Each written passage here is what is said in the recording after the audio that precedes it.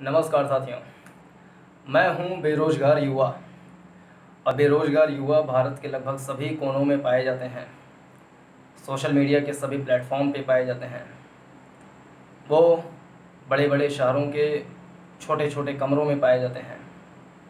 वो मोटे मोटे रकम का भाड़ा दे करके गंदी गंदी बस्तियों में रहते हुए पाए जाते हैं। वो एक टाइम खाना बना करके 3 टाइम खाते हुए भी पाए जा सकते हैं। वो इलाहाबाद और दिल्ली की तंग गलियों में भी पाए जाते हैं। वो साइबर कैफ़े पे चक्कर लगाते हुए और सड़कों पे पैर रेंगते हुए भी पाए जाते हैं। वो सरकारी रिज़ल्ट पर जो रोज़गार आते हैं उसके नोटिफिकेशन देखने के लिए हर समय मोबाइल पे सरकारी रिज़ल्ट ढूंढते रहते हैं।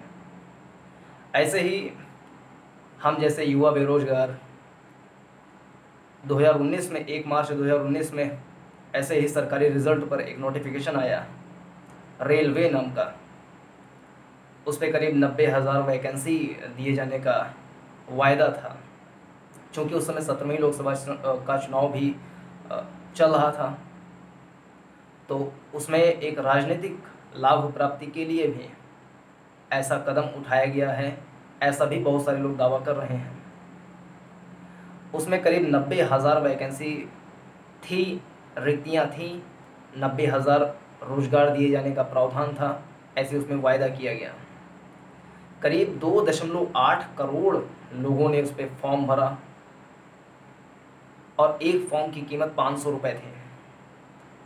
सरकार ने कहा कि 100 रुपये फॉर्म को फीस माना जाएगा, 400 रुपये फीस रिफंड कर दिया जाएगा। लेकिन तब से अभी तक करीब 500 दिनों से ज़्यादा हो गए हैं, 1.5-2 साल हो गए हैं। अभी तक उसके बारे में कोई नोटिफिकेशन या उसकी नियुक्ति या उसकी परीक्षा कब होगी इसके बारे में कोई स्पष्टीकरण या कहें कि नोटिफिकेशन नहीं मिल पा रहा है। इसी तरीके से शिक्षक की भर्ती देखें, करीब 69,000 69,000 शिक्षक भर्तियों के मामले भी घपले में चल रहे थे उत्तर प्रदेश में अगर लें तो।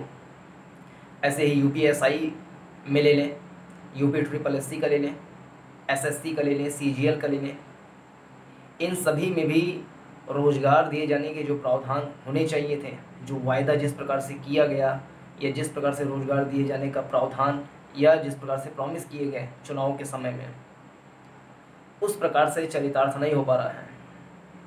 देश की इकोनॉमी भी धीरे धीरे ठप या कहें कि नीचे ही होती चली जा रही है। अभी तिमाही का 2020 के दूसरी तिमाही का GDP का रेट आया, जिसमें पता चला कि GDP जो है माइनस में चला गया है, नकारात्मक चला गया है। और ये पिछले 4 दशक यानी कि 40 साल का सबसे निम्नतम GDP रेट रहा है। मतलब कि पिछले 40 साल में इससे ज़्यादा गिरावट कभी नहीं आई। इसके पीछे थोड़ा सा तर्क ये दिया जा सकता है कि लॉकडाउन था, देश भर में कोरोना का माहौल था, उत्पादन कार्य ठीक से नहीं चल पाया, ये तर्क दिया जा सकता है।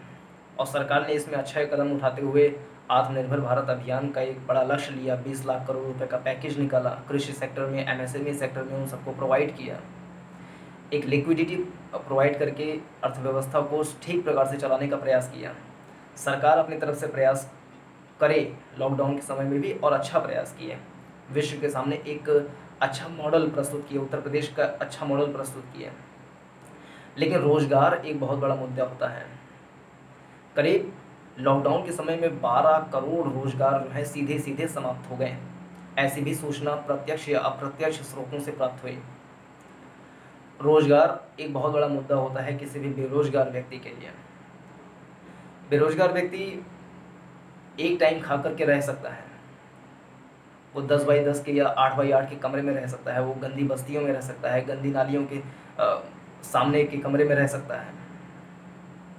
लेकिन उसको एक उम्मीद रहती है कि कुछ समय बाद, 1 साल बाद, 2 साल बाद, 3 साल बाद, उसके कड़ी संघर्ष के बाद, कड़ी परिश्रम के बाद उसको एक ऐसा लक्ष्य, एक ऐसा रोजगार की प्राप्ति होगी जो उसके परिवार के लिए, उसके आगे आने वाले भविष्य के लिए एक अच्छा स्रोत बन सकेगी, एक आत्मनिर्भर व्यक्ति बन सकता है रोजगार प्राप्ति के पश्चात। लेकिन उसमें जब किसी प्रकार का ढिलाई या किसी प्रकार की लापरवाही होती है तो निश्चित रूप से किसी भी व्यक्ति को सीधा सीधा ठेस पहुंचता है और सरकार के ऊपर एक तरीके से गुस्सा या कहें कि विरोध प्रदर्शन जैसा भाव भी अपने आप ही मन में आता है। प्रधानमंत्री नरेंद्र मोदी जी ने पूरे मन की बात जैसा कि हर महीने करते हैं वैसा किए। 1 सितंबर को भी उन्होंने मन की बात की और बहुत सारे न्यूज़ चैनल्स में भी और भारतीय जनता पार्टी के चैनल पे, माननीय नरेंद्र मोदी जी के यूट्यूब चैनल पे और राज्यसभा टीवी के दूरदर्शन चैनल पे, हिंदुस्तान टाइम्स, इंडिया टुडे, इन सभी चैनल्स पे उसको सीधा सीधा प्रसारित किया गया। उसमें जितने लाइक्स उनको मिले उस मन की बात में, उससे कहीं ज़्यादा उनको डिसलाइक्स मिले। जैसे कि भारतीय जनता पार्टी के चैनल पे देखें तो अभी यानी कि 2 सितंबर रात के 12-1 बजे तक अगर देखें तो करीब करीब 2.5 लाख से ज़्यादा उस पर लाइक्स हैं और करीब करीब 1 मिलियन उस पर डिसलाइक्स हैं। ऐसे ही दूरदर्शन पे या राज्यसभा टीवी पे या इंडिया टुडे पे किसी भी चैनल पर जाकर के देखेंगे तो मन की बात में उन्होंने जो भी बातें कही हैं, अच्छी बातें कही हैं। उन्होंने खिलौने से संबंधित बातें की हैं कि हम खिलौने इंडस्ट्री को बढ़ावा देंगे, टॉय इंडस्ट्री को बढ़ावा करेंगे और जो घरेलू नस्ल हैं, ब्रीड्स हैं कुत्तों के, उनको बढ़ावा देंगे। यानी आत्मनिर्भर भारत अभियान के तहत कुत्तों को और टॉयज़ को भी उन्होंने लेकर के आया। तो उनकी एक दूरदर्शिता दिखाती है प्रधानमंत्री जी के। लेकिन कुछ ऐसी बातें हैं जो पिछले 1 साल से 2 साल से 3 साल से कभी कभी 4-5 साल से भी लटके हुए हैं। उसमें निश्चित रूप से उसको ध्यान देना चाहिए कि ऐसे क्यों हो रहा है कि 2-2 साल बीत जा रहे हैं फिर भी उसकी नियुक्ति की प्रक्रिया नहीं हो पा रही है।